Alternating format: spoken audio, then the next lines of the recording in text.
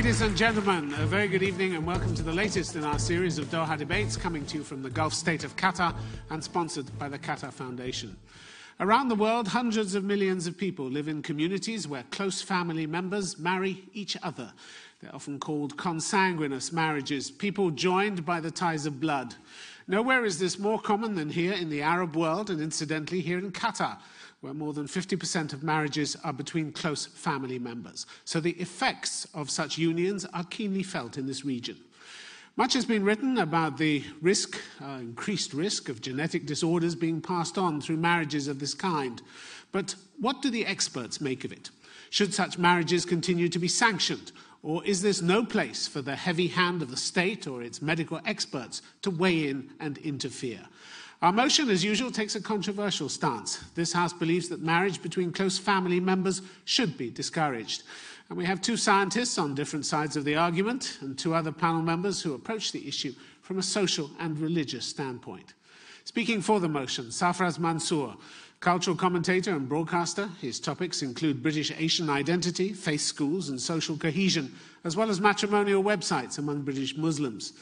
And with him, Ohad Burke, geneticist and head of the Genetics Institute at Soroka University Medical Center in Israel. He set up a screening program for severe genetic diseases, which has helped reduce the rate of infant mortality in Bedouin communities.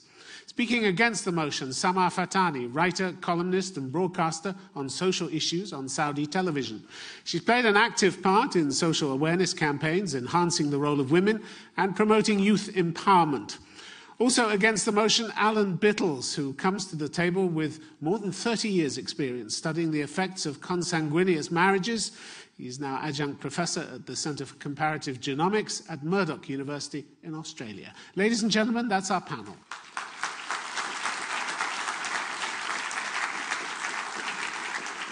So let me first ask Sarfraz Mansour to speak for the motion, please. Thanks, Tim. I believe cousin marriages should be discouraged because I think they're unhealthy for the couple and unwise for society. Unhealthy for the couple because of the health risks. In the UK, where I'm from, 50% of British Pakistani marriages are to the first cousin. And British Pakistanis are 13 times more likely to produce children with genetic disorders than the average. British Pakistanis account for only 3% of the British population, but they're responsible for 33% of all the children born with genetic defects. I think these are pretty scary numbers. So why do we still put up with it? I reckon it's because most of us are too scared to speak out. And it's time to stand up and say that cultural tradition isn't a good enough reason to be sticking with this practice. I mean, let's face facts. This is not a situation where two people fall in love and they just happen to be cousins. These marriages are arranged by families who want to keep wealth and property in the family, or it's a way of getting people into Britain, as in the country of my story. They've got nothing to do with people getting married and everything to do with pleasing others. It's the same situation with Qatar. You've got all this money, but you've also got the greatest prevalence of obesity, diabetes and genetic disorders in the world, and cousin marriages are the reason. I think societies are healthier when all communities mix and integrate. The more families marry within each other, the less chance of creating an integrated society. So to conclude, I am against cousin marriages because I am for human rights, for individual freedom and for a socially integrated society. Thank you. Sarfraz Mansour, thank you very much indeed. In many communities around the world, you discourage close family marriage. What's the alternative? That is the only alternative available. I don't believe that that's people. true. Why should it only be the person next door within your family that's the alternative? Well, because you don't get to meet other people. Well, that's about trying to create a society where actually you are allowed to meet people, where you are or allowed acknowledging to the society that you live in and the safety net which the wider family provides for I'm not sure the safety net could be a bit of a prison, actually, because in the end, if you haven't got the freedom to be able to think about yourself and your own desires and your own happinesses, the safety net may help the community. It doesn't necessarily help the individuals concerned. Isn't that a comfortable Western view? I mean, try to put yourself in the position of people here, for instance, or elsewhere in the Gulf, or in some of the countries where consanguineous marriage is increasing. My heritage isn't particularly from the West, so I think these are universal principles. I don't think the West has a monopoly on freedom of human rights or the individual liberty. If the mosque tells people not to pay attention to the science, they're not going to listen to doctors, are they? No, they're not. And I don't think that the word of science is necessarily going to help. But what I do think is that if you can create a debate within communities, and partly through education and also through supporting people who choose and have the courage to break out of some of these constraints, I think that's the way to do it. I don't think legislation or science necessarily is going to be the answer. But some people would see their ties within their family and the support which families give them as almost as important as their health, and in some cases much more important than their health. It's only in the West that health is seen as everything, the be-all and end-all of your existence. Yeah, as I pointed out, I'm not actually using the health argument particularly. I think it's about social cohesion. In Britain, for example, you've got communities who, if they're marrying within each other, they're not facing the wider society, and therefore they're having a danger of being more retrenched and basically having effective segregation. The World Health Organization says don't discourage this. You're going to put yourself against the World Health Organization. I think there's a lot of political sensitivity about this sort of stuff. And I think they say sensitivity. Political sensitivity, yeah. Yes. And the reason for that is... They're being sensitive to other people's demands, other people's politics, you could say that. Other people's traditions. Sensitive could be another word for saying scared. I would say that they might be being scared because there's a danger that actually something which is actually common sense is loaded with the political baggage. So actually, it's completely common sense that there are more people in the world you can marry than your cousin, but maybe the WHO can't say that because of the number of members who are part of it. All right, Sarfraz Mansour, thank you very much indeed. Thank you. Now could I ask, please, Sama Fatani to speak against the motion? Well, first of all, I'd like to differentiate between the British Muslim community in Britain and the Arab world. It's a different setup here. In our part of the world, you cannot discourage it simply because there are religious and cultural reasons. So, in principle, you cannot ask or discourage a Muslim from wanting to do something that is permitted by God. Culturally, the lifestyle here, there's a lot of respect for the family. Families kind of feel comfortable if the daughters marry within the family rather than marry a stranger with no background. They're not sure whether she's going to be happy, safe, and whatnot. At the same time, the segregated lifestyle it doesn't allow for the mixing of sexes except within the family environment. So you usually have, the cousins falling in love, and parents will not stand in the way of love and feeling comfortable that their daughter's marrying within the family. Also, the only thing that we can do to discourage it, and I think in Qatar and Saudi Arabia is the same, it is compulsory to have a medical blood test before getting married to make sure. The only thing that would discourage such a marriage is if there is a chronic hereditary disease within the family. And when that happens, usually within, the educated middle class, so if they're aware of the fact, I don't think the couple would want to go through the marriage. There are many reasons, and at the same time, people kind of feel that it is good for the society. It helps the family have stronger ties. We're very proud of the fact that we have the extended family lifestyle. It is something that we would not want to lose. So there's so many reasons, and the fact... If you could come to a close, please. Sure. The fact that maybe sometimes in other parts of the world they feel that the girls are being forced into this marriage. It's an arranged marriage, and she doesn't want to do it. It's the parents who make her want to do. Okay. But it's not the case. Sama Fatani, thank you very much indeed.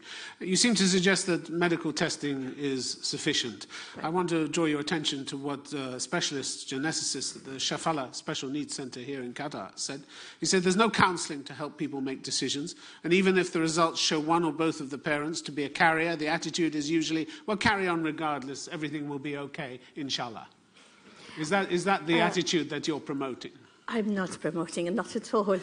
As I said, with education and people are health conscious today, I don't think... But it's not working, is it? It's not working. If people are saying carrying on regardless, they get the information. I don't think this is the case with people who are educated and realize the consequences of... Well, this is the view from pretty well-established, pretty respected geneticists here in Qatar at the Special Needs Center. Shafala Special Needs Center. I still have my doubts. Your argument also that you cannot discourage something which is permitted by religion.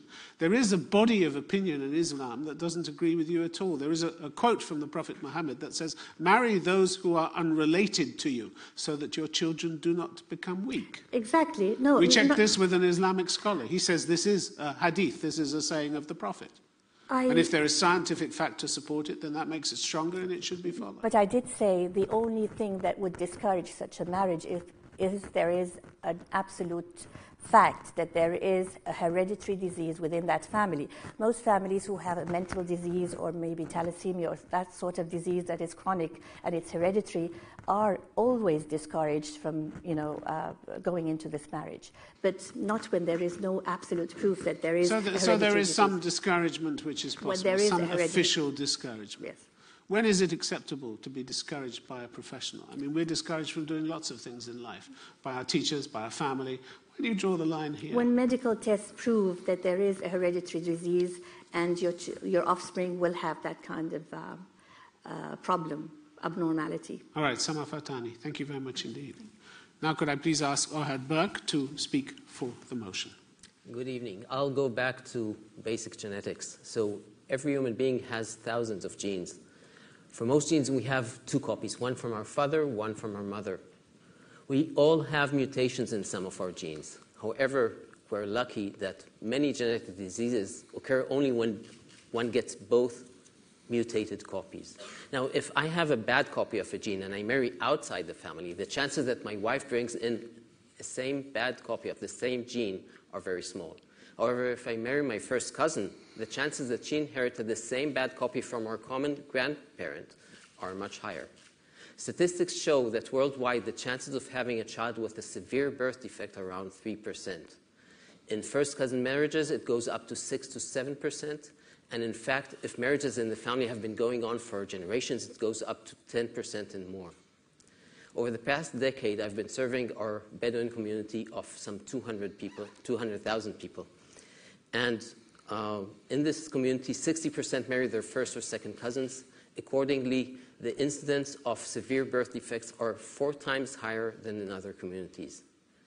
We arranged a very extensive program of both research followed by genetic testing, and it was very successful, but only to a limit.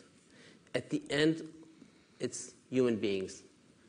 2 days ago, a couple came into my office with their 2 bright, beautiful girls, both born with no eyes, no eyeballs. This couple is devastated. Last week, I visited the home of a family. He's a high school teacher, and 3 of his kids, ages 23, 20, and 18, are in diapers, severely mentally retarded, don't recognize their parents. These families send a very clear message. Marry within your community, marry even within your remote family, but do not marry your first cousin. Ohad Burke, thank you very much indeed. Do you want a nanny state where the state interferes in all aspects of your life, takes away one more aspect of your freedom to live as you want, your freedom for maneuver, your freedom to make decisions about your own fate? In genetics and clinical genetics, it's non-directive genetic counseling. That's the basis. We allow and direct everyone to make their choices. People should know, but then they should make their own choices. That's not discouraging. You're advocating discourage. Who's to do the discouraging? It's up to the community. And how strong should this be, this discouragement? Not legal. It won't work in a legal way. It's people that need to make their decision. They either take a huge risk or they don't take a huge risk. You know, you can marry your third or fourth cousin. Life is full of risks, they will tell you. Yes, but God will decide. Look, that's what many people say. Hundreds of families. They are. When you see people that have a very sick child, when it goes down to the next pregnancy, people have abortions, though it's horrible. Early on in Islam, early on in pregnancy, it's allowed, but it's a very hard choice. And you see mothers doing that because it's such huge suffering. So why not marry your third? The human race continues to survive when many people have been going on with this practice for centuries. Right, but you're a family, and you marry your third or fourth cousin, and why go through that? It's just huge suffering. It's not my Why problem. be It's not interfered anyone's with by doctors? Why have somebody breathing down your neck and trying to upset the traditions that have underpinned your society for centuries? No need for interference by doctors. Doctors should supply the information. The choices should be made by the people. And who's to interpret the information for the people? The scientific information by scientists and by physicians, the implications by the family, and each family should decide whether they want to take the risk or not, but they should know that it's a huge risk. Okay, Ohad, thank you very much indeed. Alan Bittles, could I ask you to speak against the motion, please? Yes, before I say anything else, I'm intrigued by the fact that the two colleagues on the right-hand side seem to differ in their risk rates. We had Safraz talking about 13 times higher risk rate of genetic disease. 33% of all cases in Britain of genetic disease were in the 3% of people who are Pakistani, whereas Ohad is saying it's 6 to 7%. Well, that's a big difference. And I think part of the problem is, although you eschewed the role of science and said you weren't taking a scientific stance, you were in quoting these statistics, which I think are totally spurious, and I don't know where you got them from. I will give you some statistics now. They are based on 5 million births, on 75 studies from around the world. The risk of excess stillbirths in first cousin offspring is 0.5 per 1,000. Infant deaths, 12.5 per 1,000. Deaths from late pregnancy through to 10 to 12 years, that would be 34 per 1,000. We're not talking 33%. These are ludicrous figures. So you do yourself no service, and you do the case you're trying to make no service by quoting figures of that nature. So really what I want to know is, and Ohad has said, it's okay to marry within the clan, within the community, because of course if you don't marry your first cousin, you're going to marry within the clan, or you're going to marry within the community. And the degree to which you will reduce the risk of genetic disease is actually quite limited. And if we are going to take this idea that we will discourage, in parenthesis, people from marrying close kin, who is actually going to monitor this? Who is going to run it? Under what situations will it be applied? Will it be mandatory? Will it be voluntary? If someone opts out and says, no, I don't want any part of this, are we going to take some stance against that? And we really need to know this thing because as a medical geneticist of 30, 40 years standing, I am well aware of the difficulties that have been in the past as a result of misuse of genetics. The early part of the 20th century, literally hundreds of thousands of people were murdered or sterilized on eugenic grounds. Could you come to a close, please? I will close at that point in time. I think we've got to be very careful. What may appear to be a reasonable stance, and I'm sure in the hands of reasonable people is a reasonable stance, can turn out to be a monster that you've created to all our problems. Alan Bittles, thank you very much indeed. You're unusually reticent for a doctor. Most of them are pretty forthright in telling us what we can do, what we can eat, what we can't eat, what we should eat, what we shouldn't eat, what kind of sex we should practice, this sort of thing. You're unusually reticent. Why? Over this. I'm a reticent sort of guy. I'm not out to say to people, where the quality of life of children is concerned, you want to suddenly step back from the role that doctors are increasingly assuming, which is to tell us how we should live every moment of our lives. And you're accusing me of this. On one hand, you're saying, why are you not doing it? Why you're not? I'm wondering why you're stepping back here. Because when I started this work, I started from a background, my background is in Northern Ireland, and I thought the idea of going out with one's cousin or marrying a cousin was absolutely ludicrous. This was scandalous and would inevitably be harmful. The work that I've been doing over the last 30, 40 years has convinced me that the problems that accrue from consanguineous marriage, by comparison with the actual social benefits, particularly, it must be stressed, the social benefits to females. But you don't dispute the risks of deformity that increase with first cousin marriage, do you? Oh, certainly not. I mean, in terms of birth defects, this is something you said in 2008, in terms of birth defects, the risks rise from about 2% in the general population to 4% when parents are closely related. You'd stand by that? I would stand by that, absolutely. So this is an increased risk. An increased risk.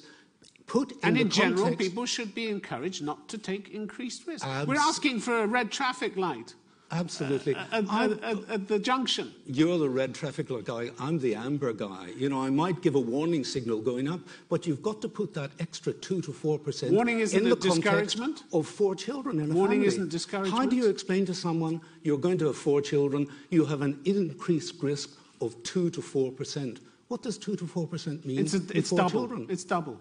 It's double. From 2 to 4, that's double the risk. So if you're going from what? You're going to have all 4 children affected as opposed to 2 children? You're going to minimise risk wherever you can. Alan Biddles, thank you very much indeed. We are now going to throw it open to the questions from the floor. Our motion is this House believes that marriage between close family members should be discouraged. I'm going to take your questions. Gentleman in the front row. Sulaiman Rawahi from Sultanate of Oman. My question is for this side, who is for the motion. How can we be like 100% guaranteed that if we are doing the test, that no results will happen in the future? And if we don't do the test and get married to a lady from outside my family, how can I be also 100% guaranteed that I will not get an effect from that? Go ahead, Berg. Okay, so genetic testing is very important, very crucial, but has its limitations, especially in first cousin marriages. First cousin marriages, you can have 2 types of diseases that are common in that community, and these will be tested for if you have a good screening program. However, there are also genetic diseases that are unique to your family, and no way that a screening program will find them. So if people think, oh, I did the testing and I'm fine, well, do the testing. It's important, but it will find only part of the diseases. Now, if you marry your 3rd or 4th cousin, what you will have in common are diseases that are much more common and that will be screened for by the genetic screening. So if you marry your 3rd or 4th cousin, first of all, you dramatically reduce the risk of a genetic disease. But nothing's foolproof. No, and okay, Alan Biddles, I want to bring you in. Testing is much more effective then.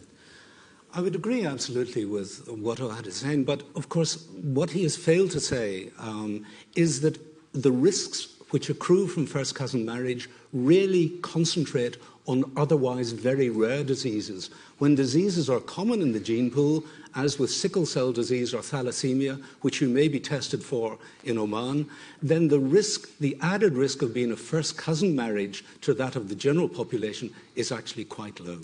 So these rare diseases really only affect first cousin marriages. I have to go in here.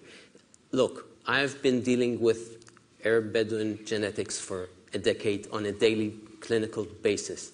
And the numbers in textbooks talk about 6%. In real life, it's much higher than that because it's not first cousin marriages that you have in the statistics. It's been going on in that family for generations. And what you see is specific diseases for families that have much higher percentages than textbooks. And it's not, I marry for the first time my first cousin. It's very different. This is inbreeding for generations. It's not a first time cousin marrying a cousin. Okay, I'm going to take a question from the gentleman in the second row there. Thank you. I'm from Afghanistan, and I have a question from Ms. Samar. Discouraging family marriages also suggests fundamental social reforms, as Manzoor suggested. Don't you believe that states in this part of the world are also afraid of bringing such fundamental reforms, such as mixing work areas or education system, in order to promote diverse marriages? Don't you believe the states are afraid of some radical movements or some radical Islamic institutions against those reforms? Sama Fatani. Well, I don't think so. I think, as I said, it's the lifestyle, it's the culture. People are comfortable about that. I don't think it has to do with the state or with medical tests or with... I think it's important. I agree with what the specialists say. We need to have awareness. We need to tell them the risks that they're taking. We need to have medical checkups. There should be a major campaign on radio, television to show what the risks that they're going to, endure.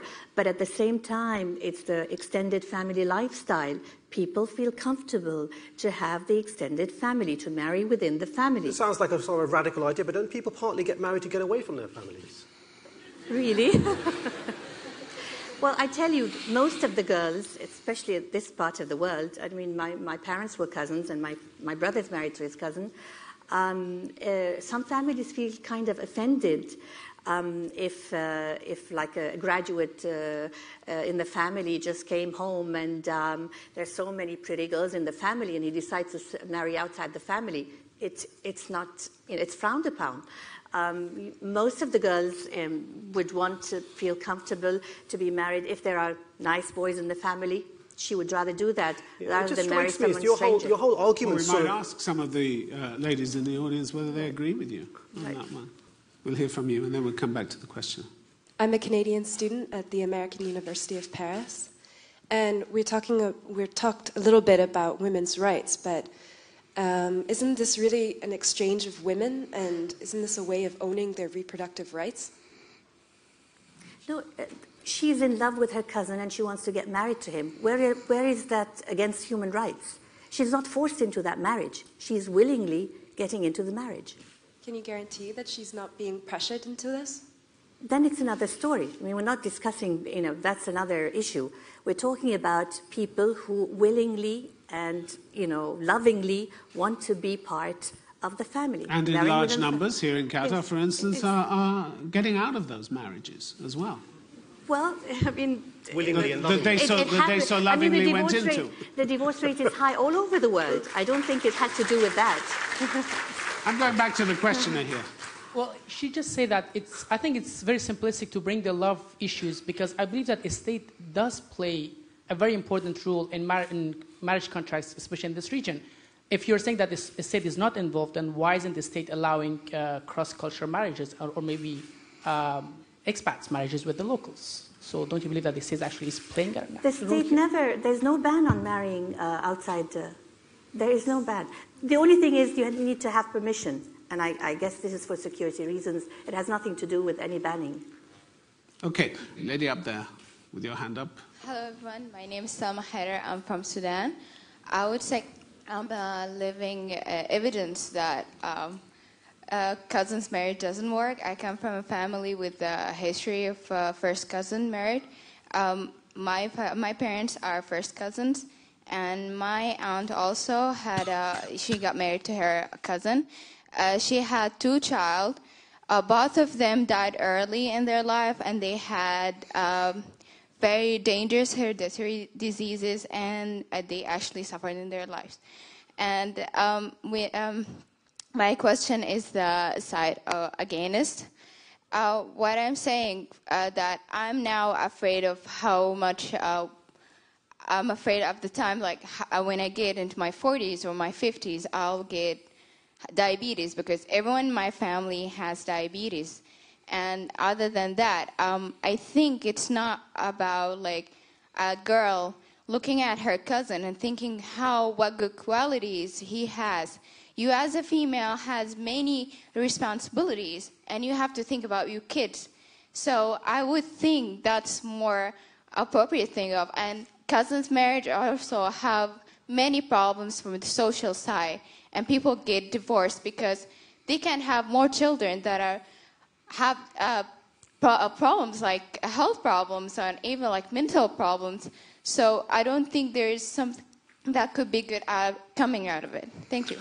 Sama Fatani, don't you have a responsibility listening to that story to take a stand against first cousin marriage?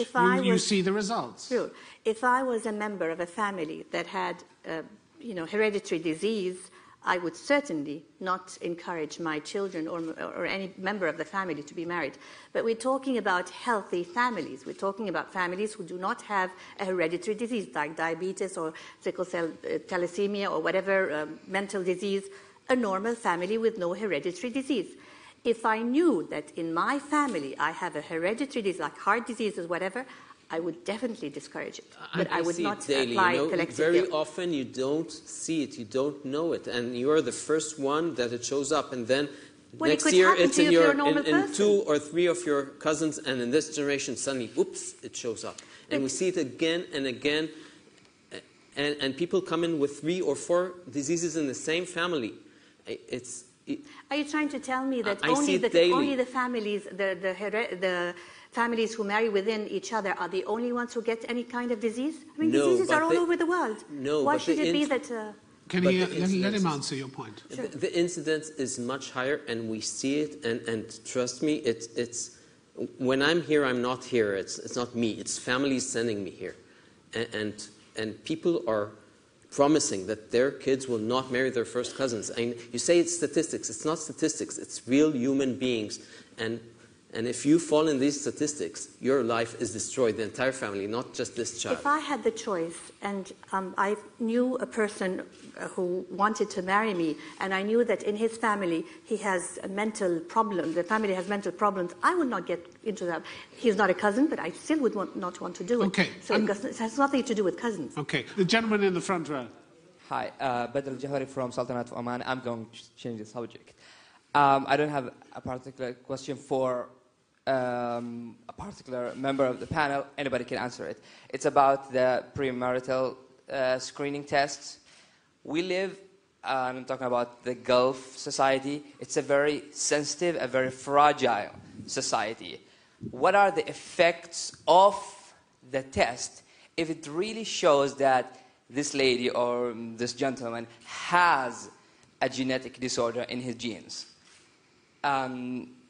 They will not get married. They will not get married at all. Right? Alan Biddles, do you want to take that Yes, first? unfortunately, what you tend to find is that at least half of the people who have the tests and show that they are both carriers proceed with marriage anyway. So this is the problem situation. is the society doesn't understand it that way. Maybe I'll... You need to make the society understand, okay, those 2 couples are not compatible. That's not how the society understands it. The society understands it this way. This girl has a problem. Don't touch her. Okay, I'll... Ohad Berg. Okay, Ohad Berg. Okay. We're dealing with that daily, and we have solutions for that, and it works. So when a girl gets tested, she and her father or parents get the answer. The other side does not get the answer. And we have cases that people try to trick us. A guy came in where I'm flying tomorrow, I want to have her results. No way, he will not get her result. And we have ways of keeping the information very tremendously Even private. so, the society will question why that marriage did not happen. If she marries someone of another family that has another disease, they're both fine. The kids will have not this disease and not that disease. So, and mainly we have ways of doing it so that the information is kept totally private, and there are ways of doing it in medicine. There are perfect ways of doing it. You're happy with that? Yeah, thank you. Okay, all right, gentleman in the third row. My question is for Mr. Ohad. I've read from many articles that actually consanguineous marriages increases the fertility rate. So why would we discourage cousins to marry when it actually increases their fertility rate and to bring children into the world? Okay, so first of all, there are studies showing that consanguineous marriages have on average higher number of kids. Most studies claim it's cultural. So many of these couples marry at an earlier age and have more kids. But the numbers are very interesting. If you look from So Iceland... the increased fertility is because they're younger? Mostly. Is this what but even if not, if you look at the numbers, you see, and there's a very nice paper on Science from 2008, the kids that are born, on average, have a lower life expectancy, have a much lower rate of having offspring, so the number of grandchildren is lower. So in a way, you can either marry your third cousin and have 8 kids, or marry your first cousin, have 10 kids, have 2 of them suffer and die, and then you end up with 8 kids. So I'm putting it, to the extreme, but yes, there is higher fertility rates, but lower life expectancy and lower fertility in the coming generation. Alan Biddles, do you want to come in on that? Well, I'd say you're taking to the extreme. Why change the habit of a lifetime? Because you've been doing it all evening. That study, I know the study very well because I know the people who did the study in Iceland. And yes, you're correct in what you say. There is, on average, higher fertility. It is certainly associated with the younger age at marriage and the younger age at which you have your first child and the elongation of the reproductive span. And in some cases, it may also be due to reproductive compensation for a child dying early. But in general, what you say is correct. So I just want to answer. You want to come back just briefly? So a lot of people also have miscarriages. But when in cousin marriages, there's a higher fertility rate. And there's other non-contiguous marriages where there's a chance where there could be like the female carrier holder could have a miscarriage. And so maybe it's better for cousins to get married so that they can increase the rate, the chances of bringing a baby to this earth. I don't follow the logic. I think the logic is a little bit tortuous, shall we say. But in fact, the rates of miscarriages and spontaneous abortions are lower in first cousin marriages than in non-consanguineous marriages. That's what the data would say in 2/3 of the studies that we actually conducted. Okay, I'm going to move to a lady in the third row there. Thank you. My name is Noor Al-Malki from Qatar. In Qatar, in our part of the world, we have maybe something unique. People would go into marriage but not consummate it. It's during this period of engagement. Legally, it would be marriage, but it's not consummated. And in our region, we have a lot of people, for instance, 50% who get into this engagement, legal marriage sort of thing, they break it up before consummation. So this distorts the statistics of marriage. We know about this in Qatar, and this is one of the problems we're facing. Where do you stand on the motion, if we can ask? I'm with the motion, but I would go with media campaigns to inform people, but I'm with the motion. Media campaigns to discourage? Yes. But not, close family marriage. No legal intervention. No legal intervention. Just we need to inform people, and we need to do a lot of work in this respect. And is that likely to happen, do you think? Yes, I think so. And we need to bet on the educated younger generation to change this phenomena in our part of the world. Okay, lady in the second row there. Hi, my name is Khawla Athman. I'm from UAE. My question is for the side which agrees with discouraging marriages between relatives. Do you think that by discouraging the marriages, the inter-family marriages, that could lead to an increase of number of unmarried women? As we know, in the Gulf region, the marriages between relatives are about 50%. So if you are encouraging that people should marry, that men should marry a woman from outside their family or even from other countries, what would happen to the 50% of women who are from the country itself? They will remain unmarried. Why is it only the men that you're talking about there? Because they have like more options. They can go and have like marry a woman from outside, and their kids will have the will still have the their passport. Like they will be local from Emirates. Whereas the women in the UAE, they want to marry Emirati men because they want their kids to be Emirati. I mean, I think that I can imagine that being initially a problem, because if you have any kind of change, and if anything like this change happened, then I think there would be such problems. But in a way, I would say that's possibly a price worth paying a bit further down the line, because actually, if those women are getting married in marriages which are potentially not going to be necessarily good for their children, maybe not necessarily ones that they actually wanted, maybe this is a battle you have to fight, and then eventually you win the war. But perhaps I can tell you that we have educational programs going for more than a decade, and we're seeing the change only in the last 2 or 3 years, and things work. People may get married, not within the very close family. That's why I'm saying not out of the family, so they marry within the family, but further away.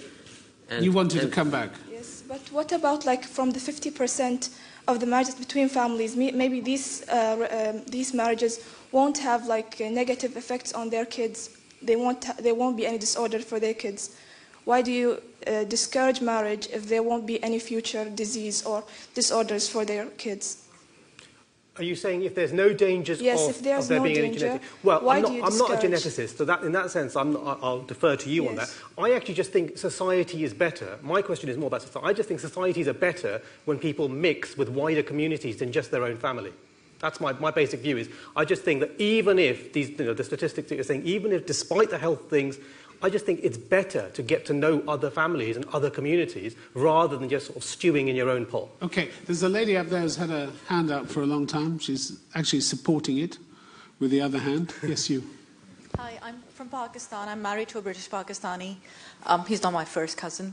I think the gentleman for the motion, especially the British Pakistani, you're confusing the issue with forced marriages, because that's the issue with British Pakistani community there, as opposed to discouraging them to get married within their families.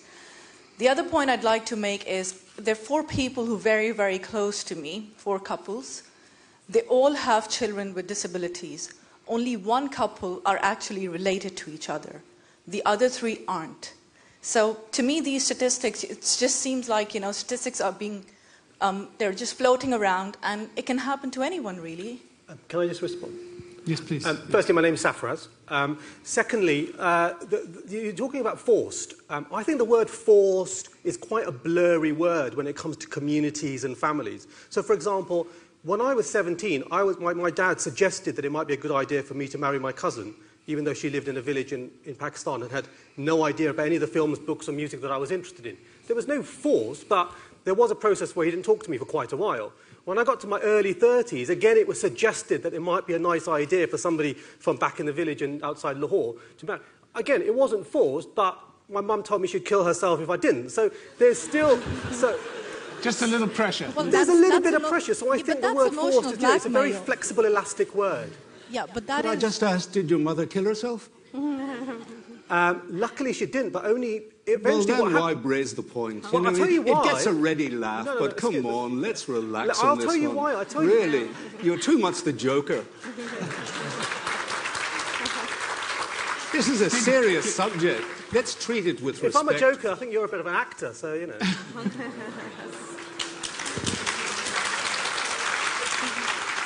Let's go back to the question. Just very quickly, I think that amounts to emotional blackmail, which actually is, in effect, forcing you to make a decision, a life decision. So that is the issue within the British Pakistani communities, not so much that we need to discourage them, because I'm not in favor of cousin marriages, but I don't think it's, up to any one of us to tell others what to do. Okay, gentleman in the front row. I'm from Egypt, and my question is, well, I'm going to start with a little preface to the question. I think at this point, the entire debate boiled down to that both sides agree there's no dispute against the science that marrying your first cousin will increase your chances of disease. But that's not the issue at hand anymore. The issue at hand is that term, discourage. Discourage is a very strong word, and it implies taking action against something. So, for example, if I want to discourage my son from smoking, I'm not going to give him pocket money. That's discouragement. It implies taking action. And the question that we should be asking right now, or the question I'm going to ask the panel to focus more on, is what are the parameters of this discouragement? What is discouragement? Some suggested using media campaigns. Some suggested simply informing people. But where do you draw the line where discouragement becomes infringement upon people's freedoms? Okay, the basic idea is complete free choice. No doubt I think of anyone in the panel that should be the limit. Okay, complete free choice. Having people know their choices, what's for, what's against, and make their choices. But people need to know. And then it's up to them. Take your risk. Alan Fine. Biddles. I agree very strongly with what you say, and this was a point I was trying to raise originally. Once you start a process of discouragement, in parentheses, where does it end? And especially in a society or in societies where there isn't the requisite scientific personnel or medical personnel or genetic counselors to actually provide information in a dispassionate and unbiased manner, then you are going to have difficulties. Something is going to go wrong with the system, and once the system is in play, it can really go out of kilter very, very seriously. Okay, we're going to go in a moment to the vote, but before we do, I'd like to just ask each of the panelists for one sentence, crystallizing their views, and we're going to go round in a semicircle and start with you, Safraz. Just one just sentence. In a sentence, please. You can't force people, but you can encourage them, and because I believe in human rights, freedom, and a better, more integrated and happier society where it's the individual that matters and not the family, I think we should support the motion. Go ahead, Bo. Well, marry within your community, keep your culture, do genetic testing, it's important, but do not marry your first cousin. And I see the suffering in families daily. It's much, too much. Okay, Alan Biddles. Humans have been marrying first cousins and even closer for literally thousands of years. We started with 700 to 10,000 people leaving Africa. We now number 5.8 billion. If cousin marriage, cousin mating had been all that problematic, we wouldn't be here today. I believe that awareness campaigns and education can help this problem, and once people are aware that there is a problem, it will not be a problem anymore. Okay, ladies and gentlemen, we are now going to vote on the motion. This House believes marriage between close family members should be discouraged. If you'll just take your voting machines, I'll explain to you how they work. If you want to vote for the motion, that is the side represented by those on my right. In a moment, you're going to need press button 1. If you want to vote against the motion, the side represented by those on my left, it will be button 2. Whichever button you want to press, please do it now. Okay, there we are. That's the result. 81% for the motion, 19% against. The motion has been resoundingly carried. All that it remains for me to do is to thank our distinguished panelists. Thank you very much for being here tonight. Thank you to you, the audience. The Doha Debates will be back again in a month's time. Till then, from all of us on the team, have a safe journey home. Thanks for coming. Good night. Thank you. Thank you.